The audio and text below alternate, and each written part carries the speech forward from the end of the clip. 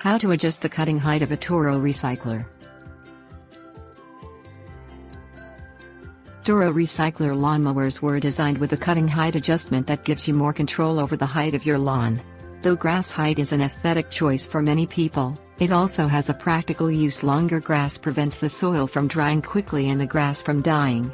Learn how to properly adjust the cutting height of your Toro Recycler will help prevent injury and potential damage to the mower. Turn off the Toro Recycler by releasing the blade control bar, which is attached to the handle. Wait for the engine to shut off completely and for the blade to stop moving. Determine the height you want your lawn.